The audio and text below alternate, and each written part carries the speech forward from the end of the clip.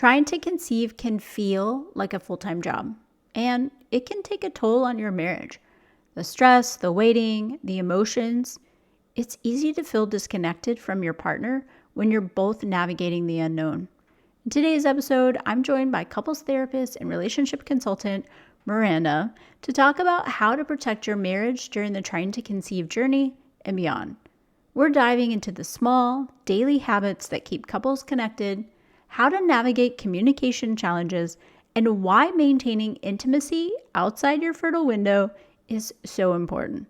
So if you're feeling like two ships passing in the night or struggling to get on the same page with your spouse, this episode is packed with practical strategies to help you strengthen your relationship in every season. Feeling like this whole baby making journey is never going to work out? You've done it all, diet changes, supplements, tracking your cycle, and yet the pregnancy test is negative. It's so frustrating, and you're asking yourself, why isn't this happening for us? I'm Susan Gladstein, a holistic fertility coach and mom to 7, including 2 miracle babies after a vasectomy reversal, and I get it. Being told everything looks fine by doctors while still feeling stuck can leave you feeling hopeless and confused. On this podcast, I'll share practical, natural ways to support your fertility without all the overwhelm. Forget the everything's normal talk and the rush into fertility treatments. I'm here to show you a better way. If you're ready to take practical steps that fit with God's plan for your family, you're in the right place. I truly believe that you can have the baby you've been praying for.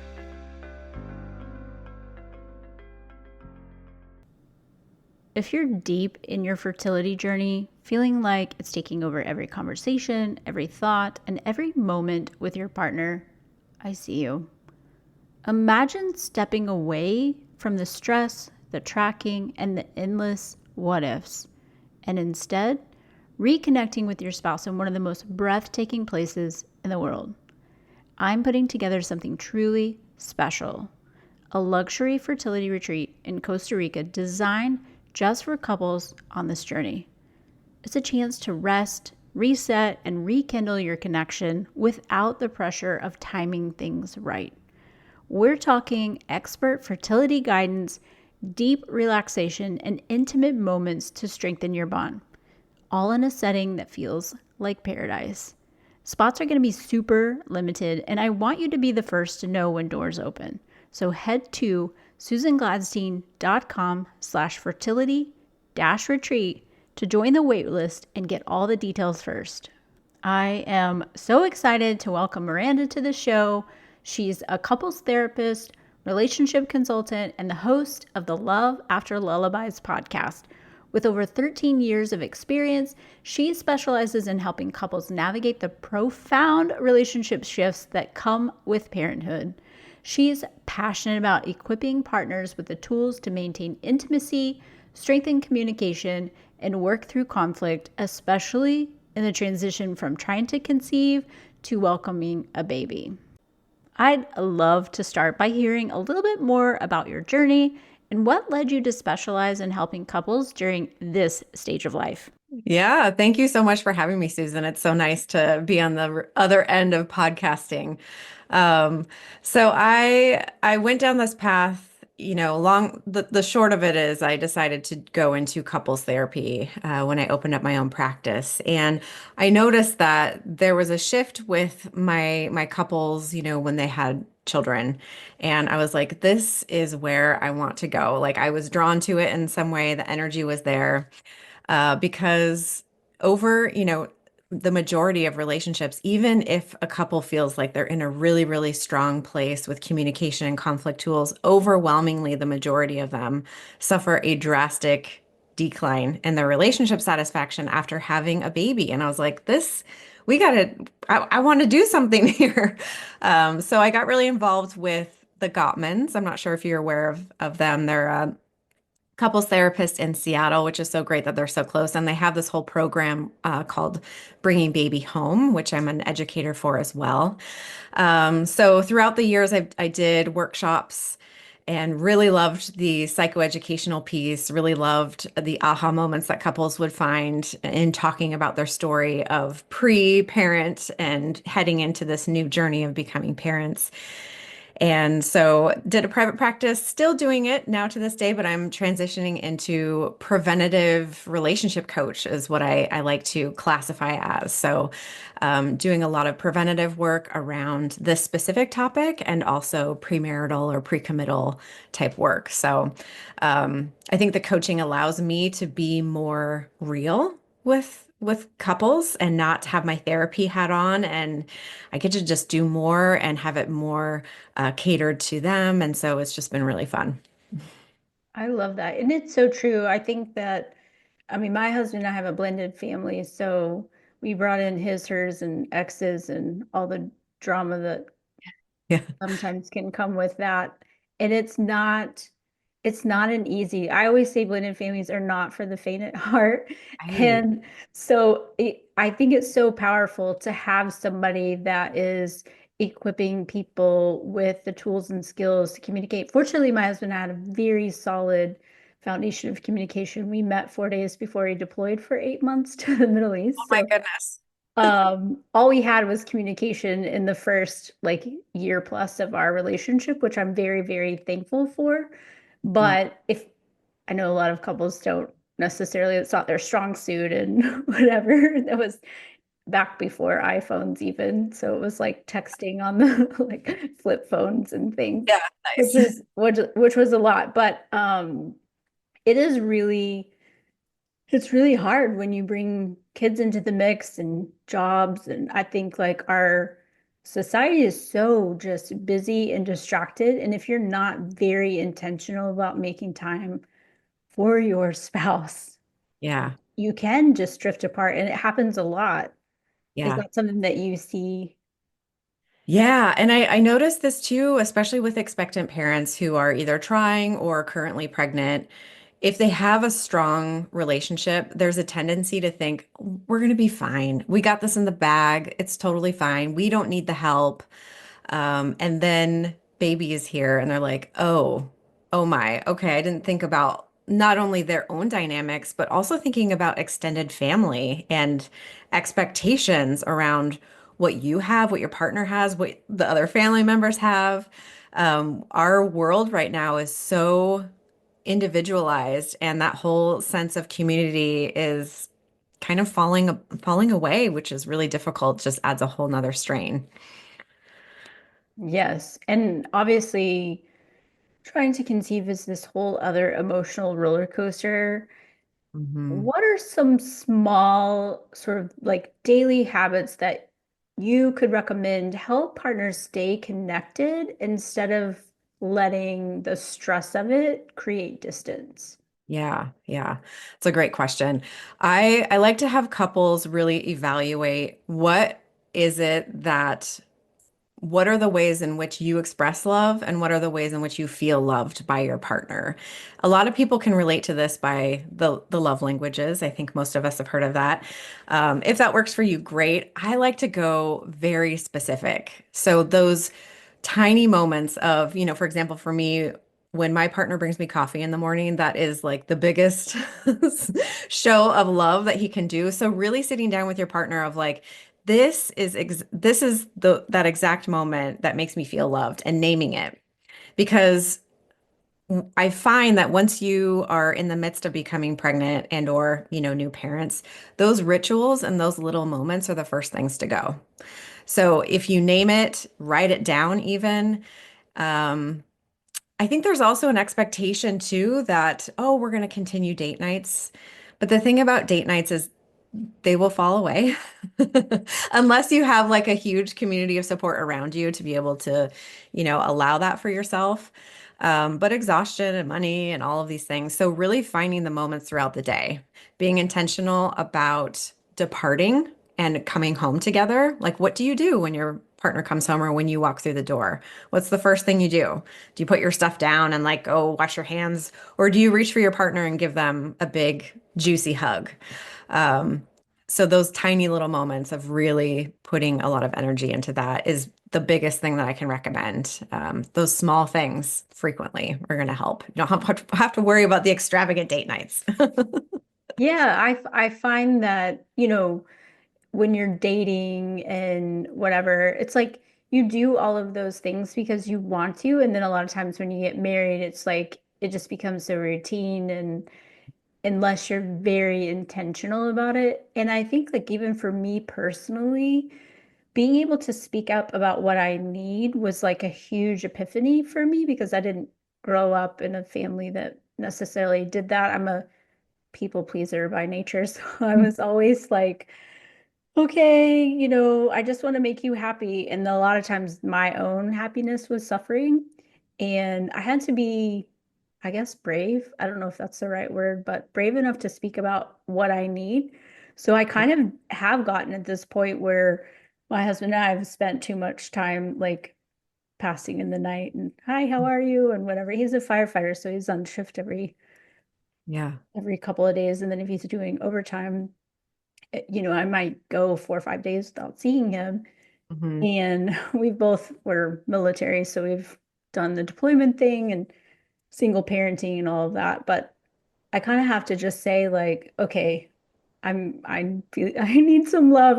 Wave my Yeah. white flag, and he's always really great because he knows that I'm a words of affirmation person. So he'll leave notes on the bathroom mirror, or I'll just say, like, I can't expect him to read my mind about what I need. And so Hmm. I will just say like, hey, when are you going to be home? Let's plan a lunch date. And sometimes, well, most all the time it involves bringing our 4-year-old because she's home with me every day. But it's Hmm. just like really being intentional, which is so hard to do. And speaking up when you're like, I am overwhelmed and struggling and Hmm. who are you anymore, right? Right. Yeah, that's one thing I stress a lot is being really explicit about your needs because there is a tendency, especially if you've been together for a long time, this expectation that, well, my partner should know because we've made that established early in our relationship. Well, I've been with my partner for 25 years and he still can't read my mind. I'm waiting for that to happen, right? And we're going to be waiting for a long time. And so I think especially with women too, there is that people pleasing part that comes out and also like can tend to fall into this like martyrdom. Um, and we forget that, oh yeah, we do have needs. And if we don't express them, that is a breeding ground for resentment. So being really, really upfront about it, even if it feels minuscule or annoying or whatever it is, that's just other stuff we don't need to deal with. Well, I'll tell you, I think my husband from his perspective, he appreciates when I will step up and say what it is that I need because he has no idea. Like their Hmm. brains do not work the same way that ours do. And Yeah. so I think even just that being able to speak up and saying what I need, and then him like taking that information and doing something Hmm. about it is like has been huge and has really helped minimize a lot of that. I think that a lot of times we can think like, oh, well, he should just know or whatever. Or I'll give you an example. This morning I wasn't feeling so great and he was very distracted by something he was trying to do before work. And I was just thinking like, oh, you need to be taking care of me and whatever. And I know like he's about to be gone for a couple of days. So I had to kind of like put myself in check. Like it's and expect the best from him. Like there's no way that he would ever say like, yeah, I totally just wanted to ignore you this morning or whatever. Like, there's no way.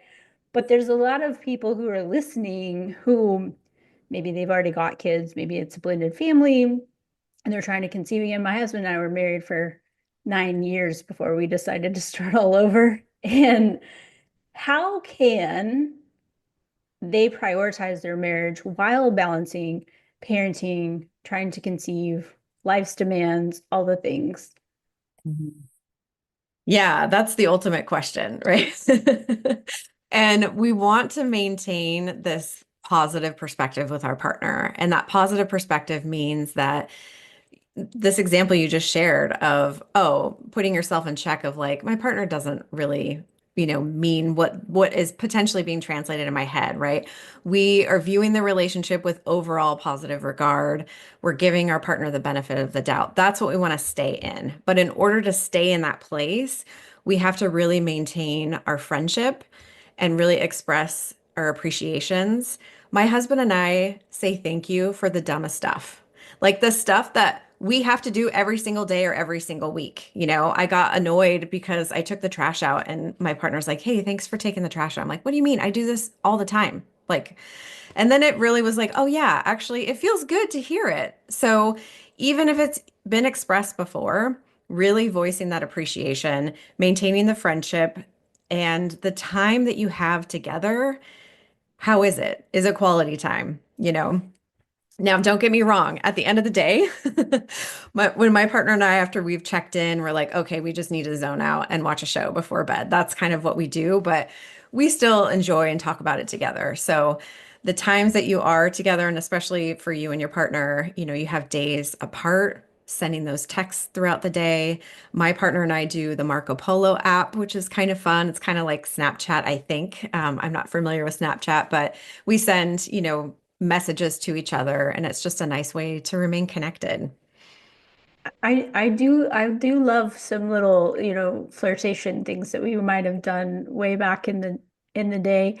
And to your point about expressing gratitude, that's something that my husband sort of introduced to me. When I would cook dinner, he would say, thank you for this meal. And even if it wasn't the greatest, he ate it like it was the best thing he'd ever tasted. And I'm like, this is like not my best work, but what it did was it translated to my children Yes. and they started saying, thank you for cooking. We would go to the grocery store and the kids would say, thanks for buying groceries. And like the people at the checkout line looked at me crazy one time. And the lady was like, did your child just think, my daughter was probably like 7 at the time.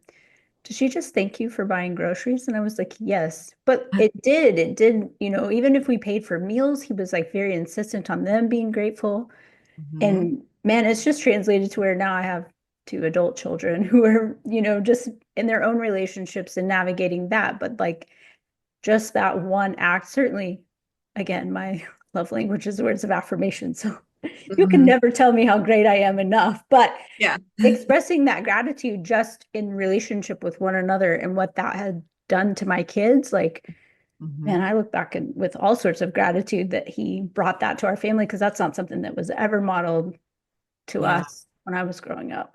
Yeah. Yeah. It's so contagious. I mean, I think that's such a great value that you have, and I'm sure something that your kids are going to look for in their relationships. Yeah. What are some common kind of like communication mistakes that couples make, especially if they're having fertility struggles, maybe that you see or they're trying to conceive? Because it can be all consuming when you're, trying to time things and it almost becomes like a chore.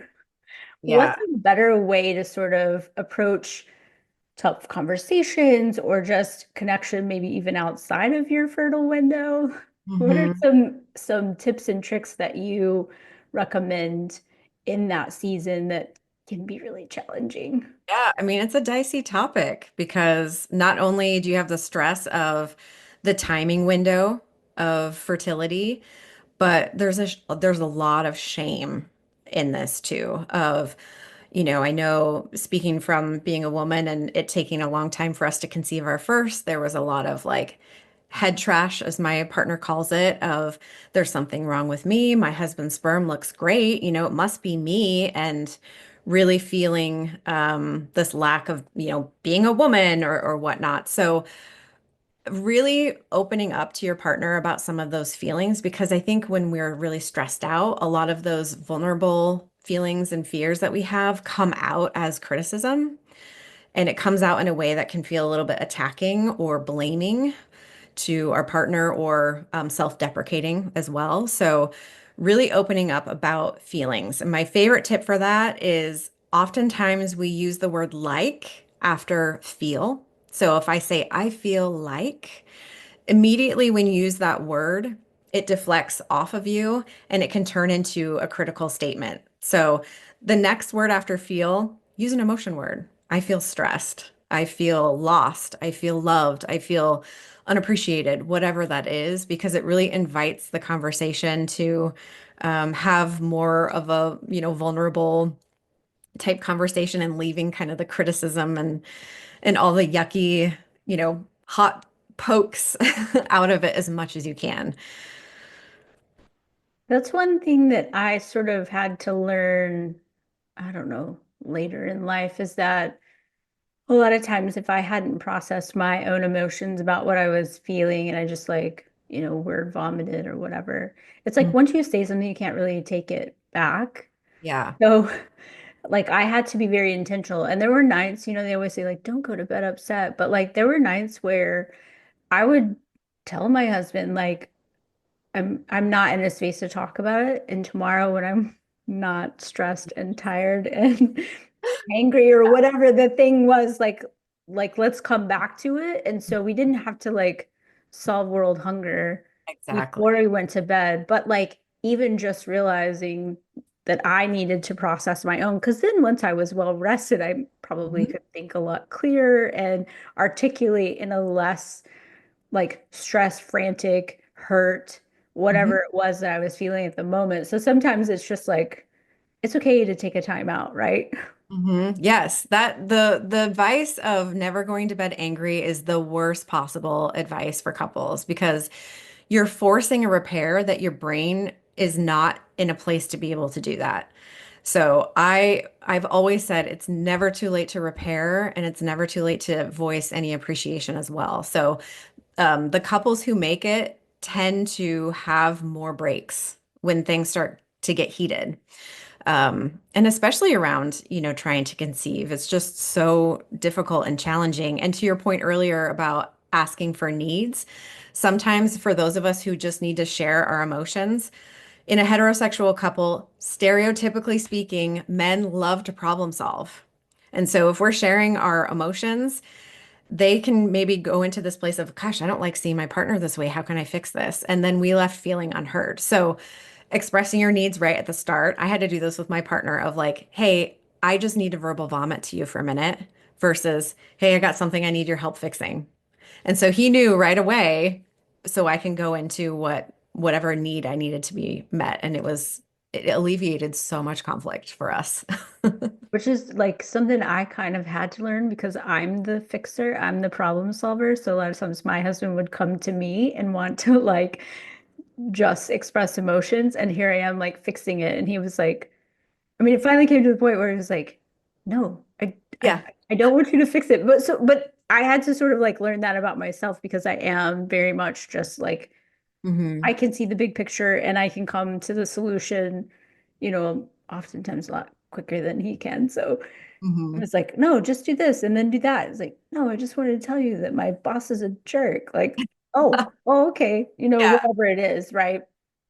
Um, when couples are disagreeing about how much to like do during their trying to conceive journey, like whether it's testing or treatments or making lifestyle changes, like for my clients, that's a huge problem because, maybe the guy went ahead and said, yes, I'll do the vasectomy reversal. A lot of times it's quite costly. So they've invested in that, but like maybe they don't want to give up their beer on the Mhm. weekends. And but the wife read that that's going to like sabotage everything. It's like, why did we spend all this money and you're still drinking? And it kind of can build some resentment if they're not necessarily on the same page as far as whatever the treatment or lifestyle tweak or whatever it is. How can they find common ground and Mhm. make decisions as a team?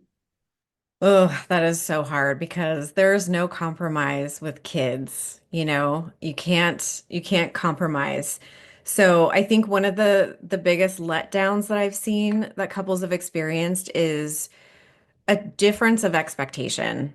So I think it's really important to talk about all of the potential procedures and what you're okay with and what you're not okay with before it happens. Um, I have one of my favorite tools. I love to write and to to draw things. So if you had a circle, a small circle, and then a big circle on the outside. If you guys are having trouble with compromising of things that you can compromise for, in the inner circle are the non-negotiables. Those are the things of like, we are going to try for another child. That's a non-negotiable for me. It's something that like I have to do. But on the outside, what does that look like? What are some things that you can allow yourself to talk about?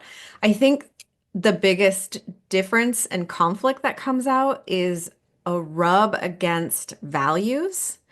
So if we're using this example of having a couple beers on the weekend, what's the value there for him? The value there sounds like needed downtime just to relax, maybe kind of check out for a bit, not completely dissociate, but just kind of not think about work and all the responsibilities. So identifying, a deeper connection of, all right, this is the value. That's what you want to talk about. It's not really about the beers. It's about what does that mean for him to have that be taken away. I love that. It took me a long time because I'm very extroverted. My husband's very introverted, and we would go places and he would just like shut down and need to like go take a nap in the car while we were like snowboarding or something. And it bothered me. I took it super personally. And Mhm. now I can kind of just sense when it's like it's too peoply out there and or he'll need to like pre-game before we have family over where he needs to go like rest and be quiet. And Yeah. it used to offend me so much.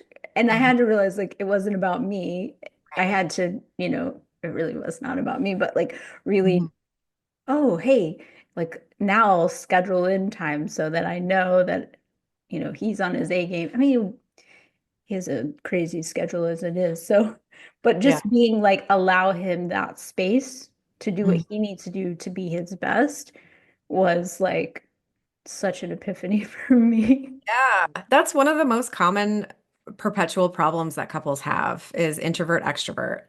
And actually 69% of problems in any relationship are usually due to a perpetual problem of something we can't solve. And that just comes with us as a person.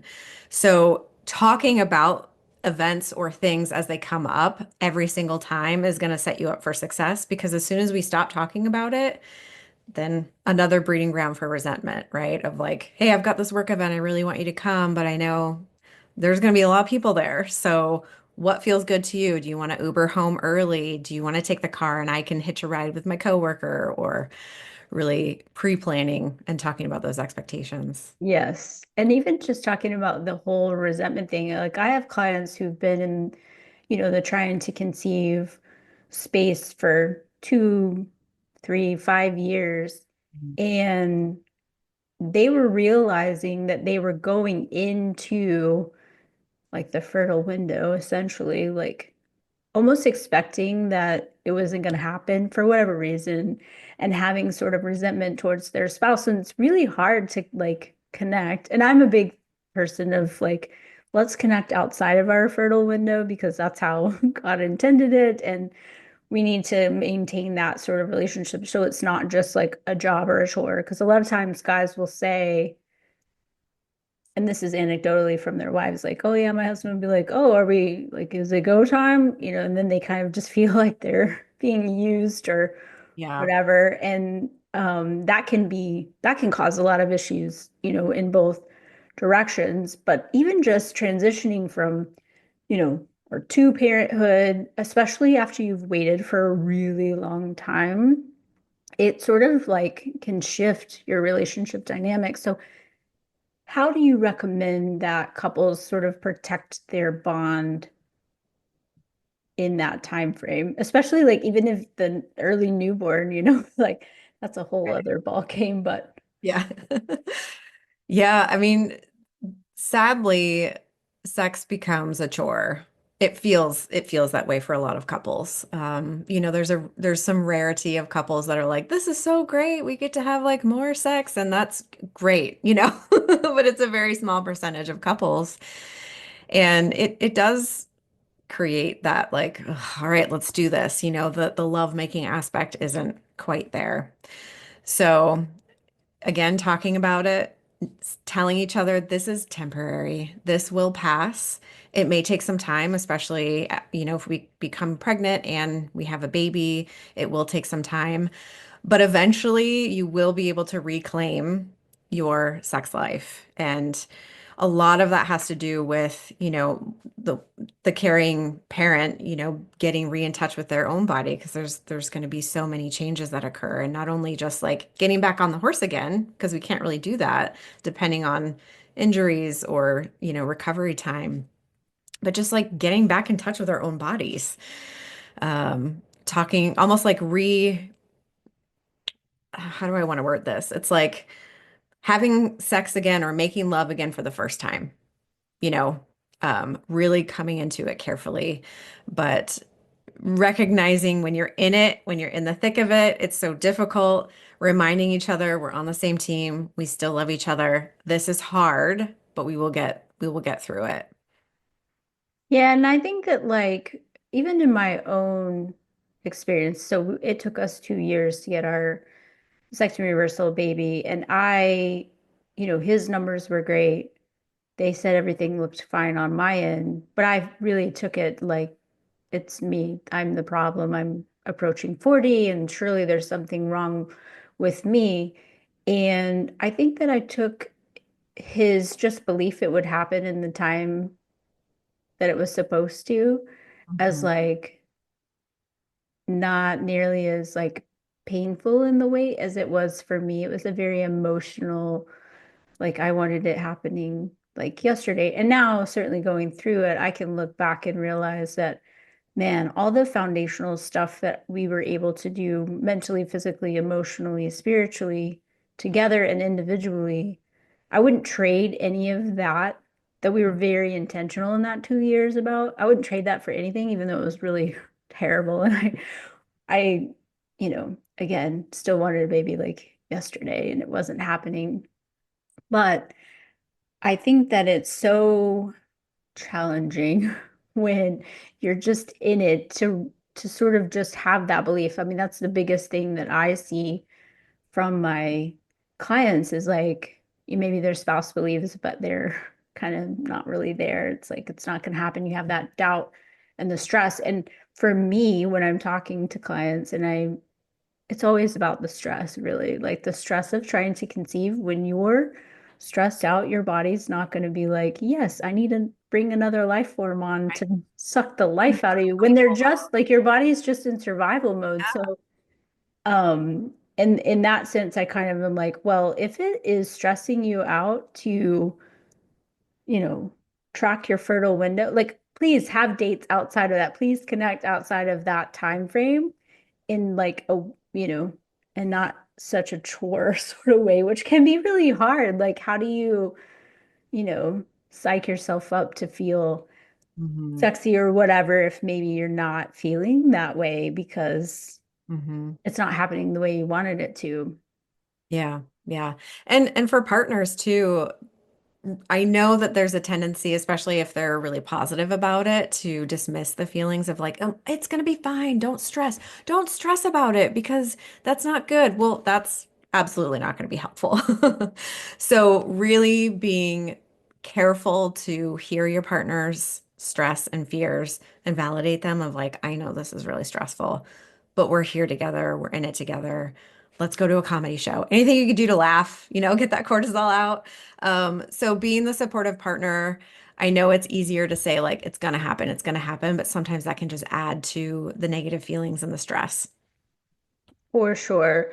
So if there's a couple that's listening to this and we're talking about, you know, maybe they feel like they've drifted apart in this process, whether it's, trying to conceive or maybe they're welcoming a baby. What's one small action that they can take today to Hmm. start reconnecting? Yeah. I would say voice an appreciation about your partner. Something in that particular day if you can, because that would give you the practice of doing it daily. But even through, if you need to look back further, last week, last month, or a character about them, a reason why you chose them as a partner, of like, I chose you because you make me feel so safe. It's it's kind of the pebble that goes down the road that starts the engine, right? I know that that didn't make any sense. But it's like, you need that push to get something going. Because we need those reminders, all those in the beginning of the relationship, those little rituals, those things that we do because we want to like show them how much we care. We have to bring some of that back. So, um, anything that you can do, I know there's a tendency sometimes to sit and wait for our partner to make some changes, but that will never happen. You'll be waiting forever. So anything you can do, and that's a good start of just voicing something you appreciate or that you love about them. I love that because I think, I mean, it kind of goes in the same way that if you're going to buy a new car and all of a sudden you see that car everywhere. So if your intention and focus has been on all the things that aren't going well, like Mm-hmm. that's all you see. I know Yeah. whenever I started focusing on things that I was grateful for, or really trying to voice the things that I appreciate about my husband. Because I think, like, well, in my opinion, the devil likes to get in there in your mind and like take hold of your thoughts and just whatever negative that's festering and just make that grow.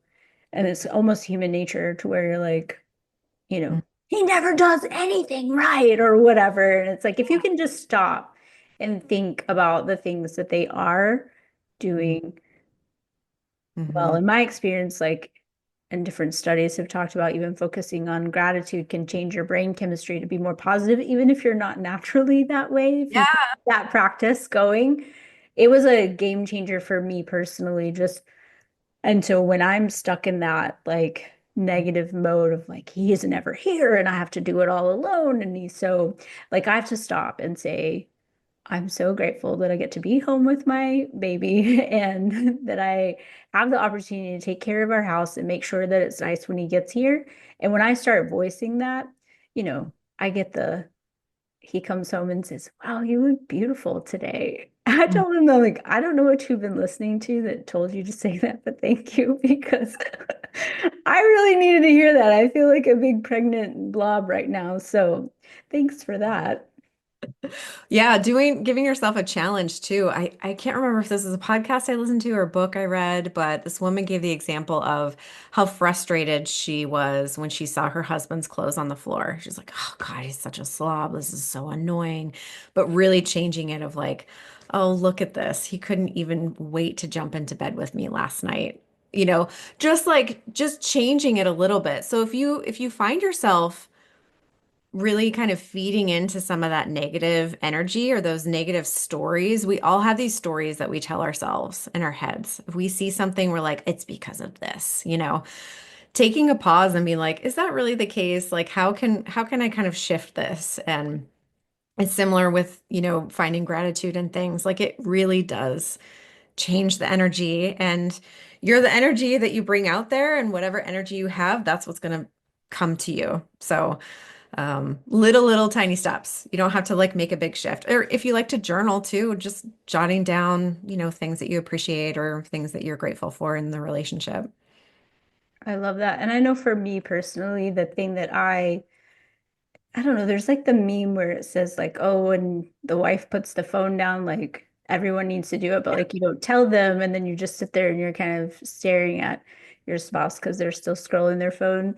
That's been a big thing because it's kind of his way to, he hasn't been on there and he's checking up and Yeah. whatever. It's so addictive. And so just kind of having to like, again, wave the white flag and say, hello, here I am. Like, let's reprioritize what's important, even how that translates to your kids. You think about, I'm guilty of this when I'm scrolling my phone and doing, I work from home as my business and coaching. And so there's a lot of people who need me. But then when my daughter needs me and instead I'm prioritizing my phone, like that doesn't Yeah. feel good. It doesn't feel good when my husband does it. So it's like, okay, put the phones down at this time, like being very like transparent about that. It's hmm been a thing to just like, okay, let's go outside and Yeah. something Yeah. together and like connect and look at each other in the eye like we did in the olden days.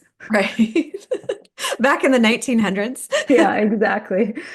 I always talk about how I discovered my love of riding bikes again. So most days you'll find me living like it's 1986 and we're drinking from the water hose again. Uh-huh. Hmm. Uh-huh. Yeah. Well, thank you so much for taking the time to share all these wonderful tidbits. So if somebody is like, I'm s- I'm digging what you're talking about and they want to dive in, tell us how they can find you, your podcast, because you've got a ton of great information out there as well. Hmm. Tell us, and I'll make sure it's in the show notes, but if they're driving and listening, how do we find you? Yeah. So our podcast is called Love After Lullabies, and it started, my husband and I co-host it together, and we have experts, we have individual episodes with us, but mostly we like to bring on couples who talk about their relationship experience before and after becoming parents, just to normalize a lot of the things. And website is also Love After Lullabies as well. And on there, you can find information about individual coaching with me. I have a couple of programs out there. My one that I'm most proud of is the Baby Ready Blueprint, which is a 6-week program with me and really gives each couple their individualized plan, printout blueprint that they can refer back to when you're sleep deprived and you can't remember that one skill that Miranda talked about of how to, bring things up that are really challenging. So it's nice to have that individualized plan as well. And I do think it's so important to sort of talk about it. I mean, I was talking to my kids the other day about how, there's some people, their parents maybe didn't like argue, quote unquote, or have any sort of disagreement in front of their kids. And then they grow up to get into relationships and think like everything's always roses and rainbows. And now I'm having a conversation with this person that I thought I loved, and now I'm not so sure because they don't agree with me on this or that. And they were never really taught the skills to communicate effectively. And how do you do that without, I mean, Mhm. my dad was a yeller, so I spent a lot of years yelling at my kids because that's just what was modeled to me. And I mean, even my husband's like, do not yell at me, like from the other room, just like, hey, come over here. And so that was something that I had to be very intentional about, like, oh, not everyone's a yeller. I have to go in the other room and look at them. So I think it's so powerful to have conversations like these, to have tools and resources, because I mean, I'm a big fan of, marriage and families and thriving, and the world is not always so supportive of that. So thank you for sharing all the wisdom and tips and all the things. Is there anything else that you would want to say to couples who are in that process of trying to conceive? Maybe they're two ships passing in the night, or they're so focused on just making it happen that it's become a chore. Anything that Yeah. you would say to them as a parting? Oh gosh. Oh, I think the thing that's in my head right now is just this idea of conflict. And I want us to think about conflict a different way of it's actually it's an opportunity to learn more about each other. So I know that there's a lot of people who are really scared to bring things up or fearful of conflict depending on how they grew up. But the reality of the situation is you have a blueprint, your partner has a blueprint, you're trying to build a house with these two different plans and you will have conflict. So really being open to the idea that this is an opportunity for you to kind of learn a little bit more and create more emotional intimacy with each other, to be able to be on the same side of the fence and get if you guys can get through this, you could probably get through anything. Yes, I was saying that about my son is 22, and him and his girlfriend have had a whole slew of things. Job loss, dog died, car accident, like, and they've ma managed to make it through after, at 22 years old, like Yeah. things that took me a whole lot longer to figure out. So there is Yeah. hope for the next generation if we can make changes ourselves. So thank you for all of that. I'll make sure that everybody can find you in the show notes. And thanks for taking time just to pour into Yeah. couples and families. And I said a few years ago that I was this aspiring kid lady. It's kind of like a cat lady, but with kids. I just wanted to love on kids everywhere. So Every time I get emails from my clients with those positive pregnancy tests, like I'm Mm, super pumped, and now I'll be able to send them to you so that we yeah. can continue on this journey and just being a good, because like once your kids are grown and out of the house, like you're gonna Mm, have to hopefully figure it out together again and yeah. You don't want to be a stranger. exactly grow together, not apart. So anyway, thank you so much. I appreciate you. Thank you for having me. It's been a lot of fun. Thank you so much for joining me on Conceiving After Vasectomy Reversal. I hope you're feeling encouraged and more hopeful on your journey to growing your family. If you enjoyed today's episode, please take a moment to subscribe, leave a review, and share it with someone who could use a little extra support. I absolutely love reading your reviews. They mean the world to me. Like, seriously, words of affirmation are my love language. So let's stay connected. Find me on Instagram at Conceiving After VR and join our Conceiving After Vasectomy Reversal Facebook community for even more support and encouragement. I believe that God placed the desire for a child on your heart for a reason, and I'm grateful to walk alongside you in this season, to encourage you, and to help you find joy in the journey, trusting that His plan